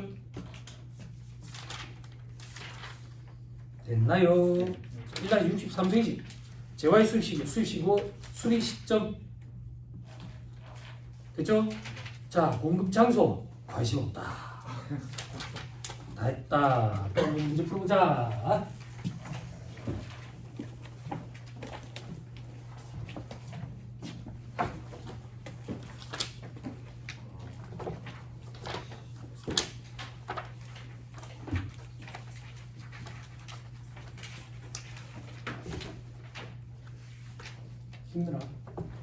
힘드나? 세법 할 때가 힘들죠. 오늘 첫 시간부터 세법을 했어요. 오후에 할 때는 오후에 세법을 했어요. 하루 종일 할 때 하루 종일 세법을 했어요. 조금만 버텨. 시계 한번 보세요. 우리 조금만 버티면 재미있는 재정학 시간이에요. 그지? 재정학 책은 백과사전 아니야? 칼라 백과사전 느낌 아니야? 그지? 그래프도 있고 볼펜 여러 개 필수 필요도 없고 요즘에 색깔별로 다 돼 있고 그지? 재밌지 않아? 조세피짝 이런 거 공부했어 이제. 재밌지 않아? 우리 사다리꼴 면적 계산하잖아. 사다리꼴 기억나? 학생 밑변 더하기 윗변 곱하기 높이 나누기 이렇게 이걸 한번 요래 해가지고 나누기 이렇게 추억 돋지. 그지? 이런 거 해야지. 2x 플러스 3y 4x 플러스 y는 7 실행 가능 영역 이렇게 그래가지고 y의 절대값으로 최대값을 계산하시오. 네? 재정학 시간에. 재정학 시간에도 있어. 재밌지 않아? 응? 재미없어? 편미분도 하잖아. 편미분. 재밌지? 그지? 보기하기씩 넣으면 돼요. 객관식인데. 보기하기씩 넣어 제일 큰 거 찾으면 돼. 근데 왜 틀리는데? 식을 못 세워서 틀려. 식을 세울 수 있어야 돼. 이거 가지고 이제 학교 졸업한 지 오래되신 분들이 자꾸 2차 방정식이라 얘기하더라고. 저건 연립부등식이에요. 2차 방정식은 2차 방정식은 여기 막 이상한 꼬다리 이런 거 달린 거 이런 게 2차 방정식. 이거 꺽쇠 이런 거 재밌죠. 조금만 버티면 재밌는 재정학 시간이 돌아옵니다. 자, 문제 봅시다. 5-34페이지.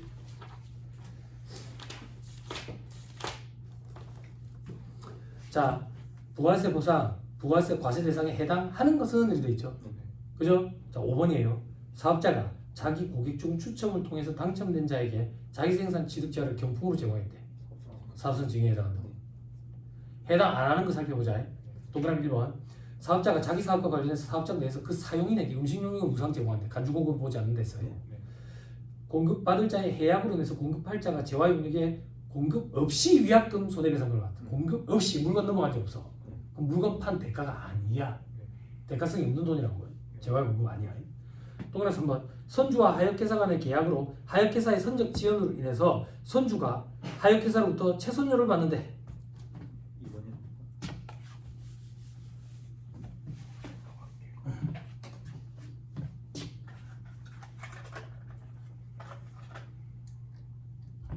선주가 뭐야? 배주인이지. 그지? 하역회사는 집 내려주는 데지. 그지? 그럼 봐봐. 지금 어디 있지? 3번에 1번에 3번. 지금 선적을 할 거야. 선적은 하역회사가 배에 짐을 실어줄 거라고. 짐을 실어줘. 그러면 지금 누구한테 하역회사가 선적이 지연됐대. 선적이 지연됐는데 선주가 하역회사로부터 채손료를 받는데 이게 대금 결제 방향이 지금 반대로 된다고. 반대로. 그러면 대가성이 없는 거야. 없는 거. 누가 누구한테 돈을 줘야 된다 이렇게 생각하면 돼. 됐죠? 자, 그 다음 4번에 사업자가 자기 사업과 관련해서 생산 취득한 재화를 자기의 과세사업과 관련한 사후 AS 제공하기 위해서 사용 소비한대. 판매 목적 타사업자 과출에 해당이 안 된다. 됐죠? 자, 그 다음 2번. 2번 이거 그때 처음 등장했을 때 좀 어려워서 수험생들이 이런 문제 어떻게 접근하는 소리지 싶어가지고. 자, 부가세가 과세가 안 되는 거래를 찾아라. 안 되는 거래. 자, 중고자동차 매매 사업자네. 사업에 사용하던 중고 컴퓨터를 사업자가 아닌 개인에게 판매했대. 개인에게. 사업자지. 사업자가 컴퓨터라는 얘기는 사업에 쓰던 유형자산이네. 유형자산을 돈 받고 팔았네. 세형에서 발급해야지. 됐죠? 자, 그 다음 동그라미 2번. 사업자가 아닌 개인이 소형송차를 수입했다네. 재화의 수입.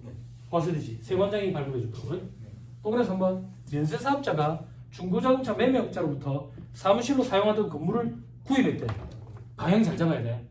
그러면 중고자동차 매매사업자가 건물을 면세사업자한테 판 거야. 건물의 공급이니까 과세라고. 그지? 처음에 이걸 보고 수험생들이 어쩌란 얘기지? 면세사업자니까 매입세 불공되는데 어쩌란 얘기지? 방향을 잘 못 잡았었어. 처음 등장했을 때는. 동그라미 4번. 사업자가 아닌 개인이 사용하던 소형소형차를 매매업자한테 판매했대. 누가 팔았는데? 개인이. 사업자야? 아니지. 과세 안 되는 거지. 됐죠? 마지막. 사업자가 아닌 개인이 국민주택 규모 초과한 아파트를 분양받았대. 그러면 아파트 분양업자가 개인한테 판 거지. 그지? 국민주택 규모 이내면 면세. 초과했다네? 과세. 됐죠? 오케이. 3번. 따끈한 거네. 틀린 소리를 골라라 돼 있죠. 5번이 틀렸어요. 빨리 읽어보세요.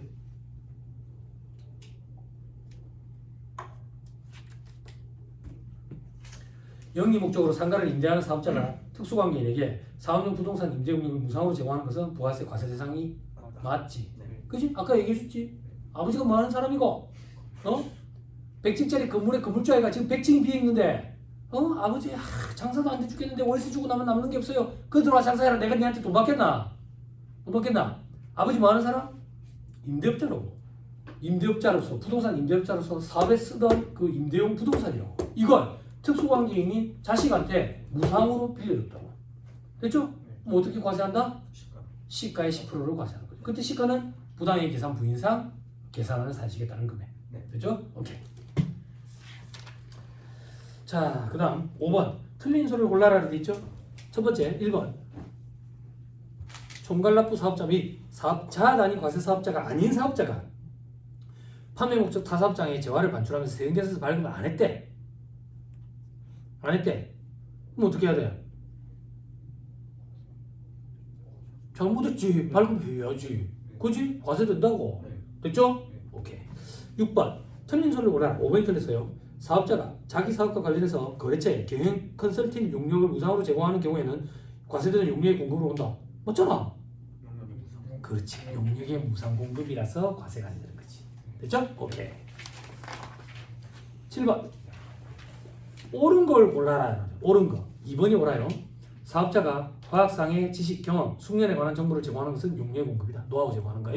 자, 틀린 소리 보자. 동그라미 1번 재화의 인도 대가로 다른 용역을 제공받은 교환 계약에 따라 재화를 인도하는 것은 재화의 공급을 보지. 교환. 소비대차 거래도 공급이라고. 그렇죠? 자, 그다음 동그라미 3번 건설업의 경우 건설업자가 건설 자재의 주요 자재 전부 또는 일부를 부담해도 용역의 공급을 했다. 4번 사업자가 저작권을 양도하는 것은 용역의 공급을 본다. 재화의 공급. 저작권을 빌려주는 것은 용역의 공급. 됐죠?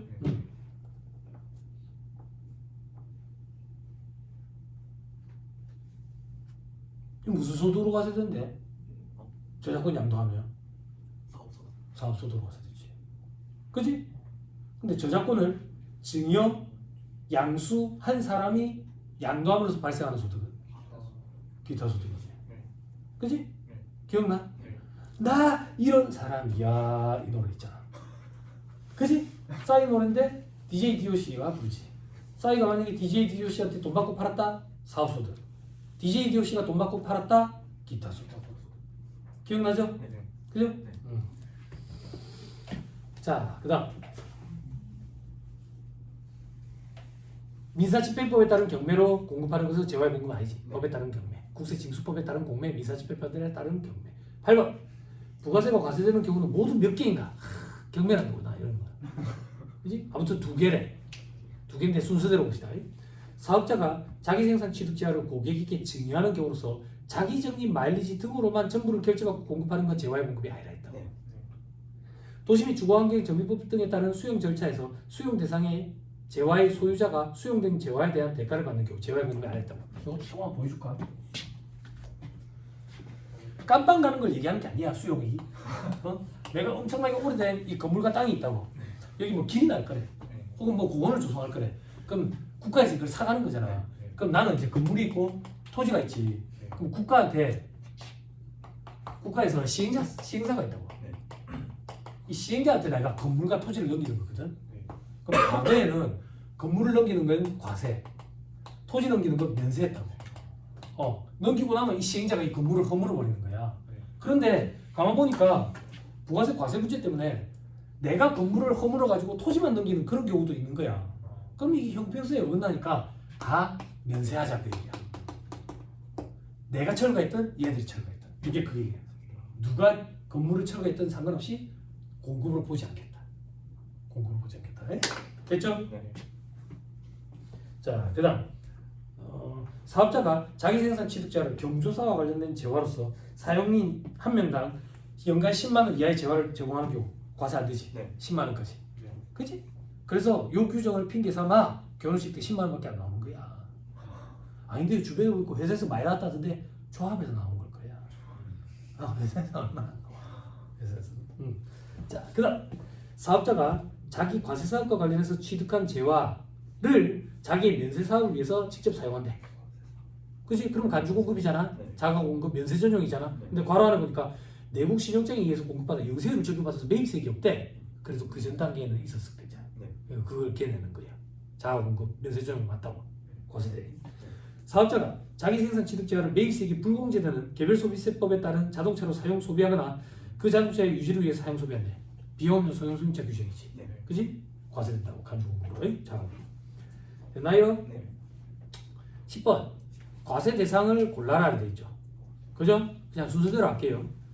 협회 등 단체가 재화의 공급 또는 용역의 제공에 따른 대가한 게 없이 회원으로부터 협회비 찬조를 받았대. 대가한 게 없대. 뭐 한다고 이런 돈을 줬어? 부가세 과세 문제 이런 거 없다고 해. 니은 사업자가 면세 재화를 운반하는 용역을 제공을 하고 그 대가를 받는데 운반 용역은 여러분 일반적으로 과세로 봐요. 현대택배, 로젠택배, 한진택배 이런 거 생각하면 돼요. 됐죠? 우체국 택배는 어때요? 과세예요. 민간업체의 형평성을 제고하기 위해서. 됐죠? 자, 그 다음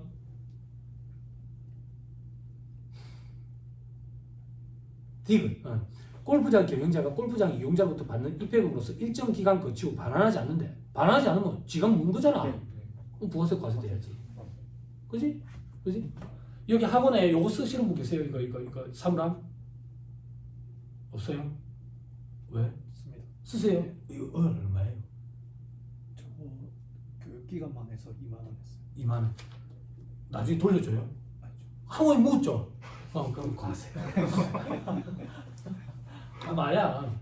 근데 보증금 명목으로 이렇게 받아놨다가 나중에 돌려주는 데도 있잖아. 락커비 이런 데 보면 그거는 묵은 게 아니니까 과세 안 되고.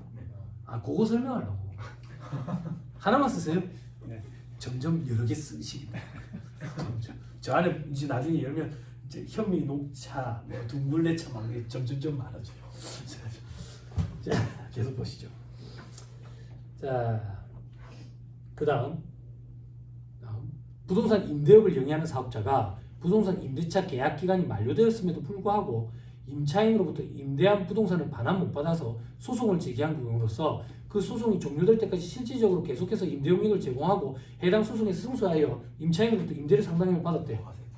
당연하지 뭐. 월세 밀린 거 한 번에 받았다는 얘기잖아 나중에. 과세지 뭐야. 그지?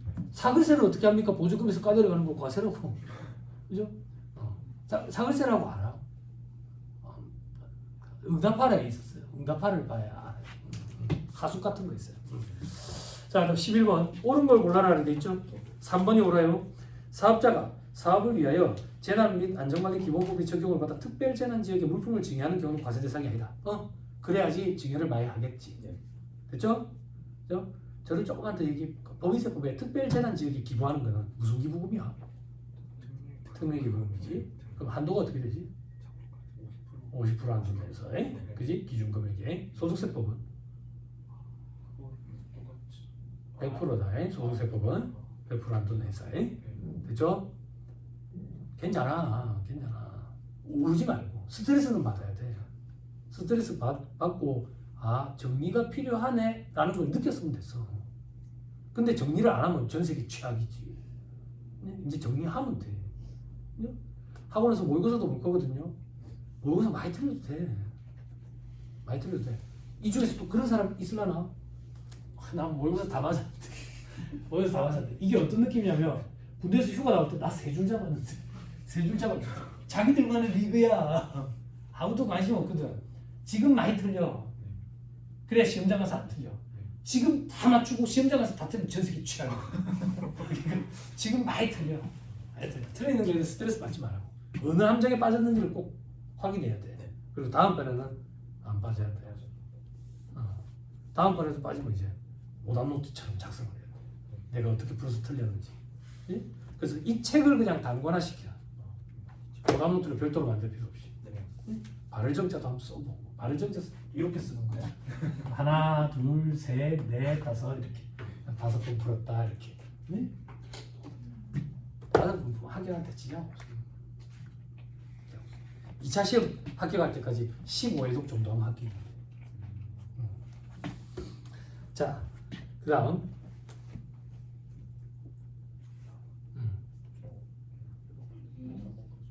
다 했나? 11번에 11번에 3번. 그럼 이제 1번부터 보자. 외국 선박에 의해서 공해에서 잡힌 수산물을 국내로 반입하는 거네. 그지? 수입이라니까 이거. 그러니까 과세가 되지. 그지? 사업자가 아닌 개인이 중고자동차를 사업자에게 판매하는 거래는 과세 대상이 아니지. 여러분들 중고자동차 매매상한테 차 팔았는데 부가세 내본 적 있어요? 없지. 그 중고자동차 매매상이 전화 와서 물어보잖아. 혹시 사업자세요? 이렇게. 그게 뭐 하는 건데요? 이러지. 그지? 사업자인데요? 그러면 또 저기 부가세만큼 떼고 준다고. 응? 자, 그 밑에 사업자가 아닌 개인이 소형 승용차를 외국으로부터 수입하는 거래는 과세 대상이 맞지. 자, 4번 사업자가 민사집행법에 따른 경매로 재화를 공급하는 거는 과세 대상이 아니지. 그지? 국세징수법에 따른 공매로 공급하는 경우는 과세 대상이 아니지. 자, 5번에 사업자가 주유자재를 전혀 부담하지 아니하고 인도받은 재화를 단순히 가공만 해준대. 그러면 용역의 공급이지. 과세 대상이 아닌 게 아니라. 됐죠? 재밌죠? 재밌다고 하세요. 그럼 진짜 재밌어집니다. 14번. 아, 재밌다. 잘 풀린다. 잘 풀린다. 근데 너무 내색하지 말고. 예전에 이 객관식반에 제일 뒤에 대학생 둘이가 있었는데 너무 시끄러운 거야. 막 웃고. 그래서 제가 쉬는 시간에 뭘 했어? 얘들아, 성인을 앉혀놔놓고 내가 강의할 때 조용히 하는 소리를 해야 돼? 대학생인데? 죄송합니다. 그러더라고. 근데 왜 그랬어? 잘 풀려서 너무 기분이 좋대. 신난대. 야, 조심해라. 너 그 계산기 없어진다.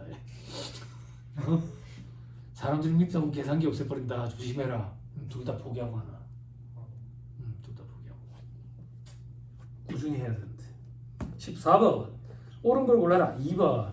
사업자가 매입세 공제를 받은 취득재화를 사업과 직접적인 관계없이 자기의 개인적인 목적으로 사용 소비한 것으로서 사업자가 그 대가를 받지 아니한 경우 재화의 목으로 본다. 그죠? 개인적 공급 얘기하는 거지. 네. 됐죠? 자, 틀린 보기 보자. 동그라미 1번. 사업장이 둘 이상인 사업자 단위 과세 사업자가 자기 사업과 관련된 생산 취득한 재화를 판매 목적으로 자기 타사업장에 반출하는 것은 재화의 공급으로 본다. 사업자가 아니고 응? 아니고 사업자 단위 과세 사업자니까 그런 이름이 없다고. 네. 3번. 전기가스, 열 등 관리할 수 있는 자연력은 재화라고. 4번. 주된 사업의 부수된 거래로 주된 사업과 관련하여 우연히 또는 일시적으로 공급되는 재화 또는 용역의 공급은 별도의 공급으로 보며 과세 면세의 여부 등도 주된 사업과 별도로 판단한다. 별도의 공급이 맞는데 주된 사업과 하나로 본다고. 별도로 보는 게 아니라 그 주된 사업을 따라가는 거지. 예? 자, 그다음 질권, 저당권, 양도담보 목적이라 하더라도 동산, 부동산 상의 권리를 제공하는 것은 재화의 공급? 판 거 아닌데 소유권 주장하면 내가 칼 들고 찾아간다니까 내 건데 친구한테 담보 맡겨놨는데 지 거다 이래봐라. 그지? 이제 상식, 그지? 동산에 설정하는 건 질권, 부동산에 설정하는 건 저당권. 양도의 형식을 빌어가지고 이렇게 한 거 양도담보. 그지? 여러분 나중에 국세기본법에 양도담보권자의 물적 납세 의무에 대해서 공부하게 돼. 그렇죠? 그게 어떤 거냐면 이런 거야. 내가 재산이 부동산이 있어. 체납된 세액이 있어. 곧 들어올 것 같아. 안무가 친구한테 야 친구야 이거 네 소유를 좀 해놔. 양도의 형식을 비는 거지. 양도의 형식. 그러면 저기 국세청에서 나를 타고 들어가가지고 그걸 압류해가. 양도담보권자, 물적 납세 뭐 이렇게 표현. 양도담보가 그런 거야. 양도담보가 엄밀히 얘기하면 많이 어려워. 예전에 농담으로 그런 말도 있었다고. 세무사 공부하는데 사고고시생들이 앞에 와서 막 뽀개는 거야. 뭐 세무사 공부하나? 나는 사고고시 한대. 그럴 때 한마디만 다. 양도담보에 대해서 설명해봐. 그러면 비벼집다.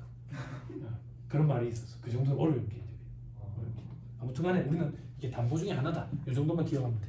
그리고 국세기본법에서 양도담보권자의 물적 납세 의무에 대해서 공부하게 됩니다. 국세기본법이라는 거에서. 국세기본법 나중에 제가 도와주지를 못해요. 저도 이제 다 까먹고 없고. 근데 공부할 때 많이 괴로울 거예요. 뭐가 괴롭냐면 여러분들 재무회계 개념체계 공부했죠? 개념체계 문제 풀 때 니 명쾌하게 알고 문제 풀어? 뭐하지? 근데 요게 답인 것 같은데 보면 답이지. 그래. 국세기본법이 명쾌하게 뭐 이렇게 보이지 않아. 너무 개념이 어려워. 모호해. 그래서 그 규정 때문에 조세 소송이 많이 일어나. 모호해가지고. 어쩌겠어. 우리는 1차 시험 범위니까 2차 시험에서 들어간다. 2차 시험 때 국세기본법 때문에 돈 눈물을 조금 흘리긴 할 건데 1차 시험 때는 일단 보기 중에 하나 고르면 되니까. 너무 스트레스 받지 말자. 다들 한다 하더라 그렇게. 몇 번 보고 있지? 14번. 네, 마지막까지 봤죠? 네. 그러면 이제 17번. 부가세 법상 재화의 공급에 해당하지 않는 것은 5번. 출자자가 자기 출자 지분을 타인에게 양도한대. 지분의 양도, 재화가 아니지. 그지? 또는 공동사업자가 출자 지분을 현금으로 반환한대. 현금을 줬다. 재화의 공급 아니지. 됐죠? 끝까지 꼭 읽으세요. 20번. 부가세 법상 과세 대상에 해당하는 것은 모두 몇 개인가? 최악이지. 2개래요. 그냥 순서대로 볼게요. 또, 자, 기업. 소유재와의 파손, 훼손, 도난 등으로 인해서 손해배상금 받았대. 물건 판 거 있어요? 없지. 재화의 공급 안 하고. 외상매출 채권의 양도, 채권의 양도 돈이라고요. 재화의 공급 안 하고. 공동사업자 구성원이 각각 독립적으로 사업을 영위하기 위하여 공동사업용 건물의 분할 등기로 소유권이 이전되는 건축물 이렇게 있죠. 그죠? 출자 지분을 현물로 반환했다네. 됐죠? 부가세가 과세가 돼요. 과세가 됐죠? 리을에 수표 어음 등의 화표 대용 주권 부가 재화 아니다. 됐죠? 미음에 요게 실제 기출이야. 어쩌겠어. 저도 요때 알았어. 게임머니라는 게 과세 대상이구나라는 걸 요때 알았다고. 그 이후부터 우리 책에 실리기 시작했어. 게임을 안 하니까 몰라. 나는 게임이라고는 99년도에 대학 다닐 때 스타크래프트, 카트라이더 그거 말고 몰라. 그 이후로 애들 막 서툰 어택을 하고 그러더라고. 뭐 헤드샷을 가지고 몰라. 그래서 아직도 그런 선입견이 있어. 돈까지 주면서 게임을 하나? 하긴 카트라이더는 대가리가 너무 커서 무거워서 잘 안 나가지. 돈을 주고 이제 카트를 좋은 거 사야 되지만. 근데 사이버 화폐는 재화로 보기로 했대. 암기해버리세요. 됐죠? 자, 마지막. 재화 또는 용역에 대한 대가관계 없이 자녀 임대기간에 대한 보상으로서 받는 이주보상비. 이주보상비가 뭔지 모르겠어. 그지? 그렇지만 대가관계 없이라는 말이 포인트라고. 어떻게 접근하는지 잘 봐요. 저 실무 강의할 때도 이렇게 해. 부가세 보면 워낙 케이스가 다양하기 때문에 어떻게 접근하는지 접근 방향에 따라서 생각이 완전 달라질 수 있거든. 원칙대로 접근해야 돼. 원칙대로. 누가 누구한테 재화를 지금 공급하는 건데 그러면 돈은 누가 누구한테 줘야 되는데 그 돈만 대가성 있는 돈이고 그 돈만 과표에 들어가야 되는 거. 이렇게 판단해야 된다. 됐습니다. 22번부터는 공급시기 문제입니다. 공급시기 문제. 됐죠? 23번도 한번 풀어봅시다. 따끈한 거니까. 틀린 소리를 골라라 돼 있죠? 5번이 틀렸어요. 재화의 공급으로 보는 가공이 완료됐을 때가 아니라 재화의 공급이니까 인도될 때지. 됐죠? 24번이 많이 어려워요. 24번이. 부가세법상 공급 시기에 대한 설명으로서 옳은 것은 이렇게 있죠. 그죠? 5번이 옳더라. 5번부터 한번 읽어볼게. 재화의 실제 공급일은 6월 1일인데 2월 1일에 세금계산서를 발급을 했대. 공급받는 자가 종기환급 받는 경우는 아니래. 그러니까 특이한 케이스는 아니야. 그럼 2월 1일을 공급 시기로 봐? 즉 공급 시기는 6월 1일인데 선발급을 했네. 선발급을 하면 인정을 해줘? 아, 우리 아까 하나 안 보고 넘어왔네. 써버리. 이거 얘기하니까 생각이 나네. 조문 한 개 건너뛰었네. 그죠? 알고 계시겠지만 그래도 얘기하고 봅시다. 1-60페이지. 요거 빠뜨렸네. 자, 1-60페이지에 1-60페이지에 자, 반가로 2번에 동그라미 2번에 동그라미 니은 보세요. 자, 위에 이 공급 시기가 선발급 세금계산서 발급일이 속하는 과세기간 내에 도래하는 경우 됐나요? 그럼 공급 시기랑 세금계산서 발급 시기랑 동일한 과세기간 내에 있다 그 얘기야. 됐어요? 자, 예를 들게 공급 시기는 5월 1일이야. 됐어요? 근데 세금계산서는 2월 1일에 발급해. 칠판. 그리고 대금은 6월 1일에 지급해. 됐어요? 네. 잘 봐. 쓰지 말고. 네. 동일 과세 기간에 세액연에서 발급과 원래 원칙적인 공급 시기와 대금 지급까지 이루어지면 선발급한 이 세금계산서를 인정해 준다고. 오케이. 그런데 이 규정이 2, 3년 전에 완화가 됐어. 어떻게 완화됐는데 얘까지는 가치 없어도 돼. 요걸 가지고 시험 문제를 만들어낼 거야. 얘가 바뀌었기 때문에. 그럼 얘를 8월 1일 이렇게 하겠다. 그래도 선발급 특례가 인정이 된다고 이제는. 됐어요? 요거를 완화시켜놨어. 그래서 방금 그 조문이 공급 시기랑 세액에서 발급 시기가 동일 과세 기간 내에 있으면 선발급해도 오케이 인정된다는 얘기야. 됐죠? 네. 자, 다시 문제로 돌아오세요.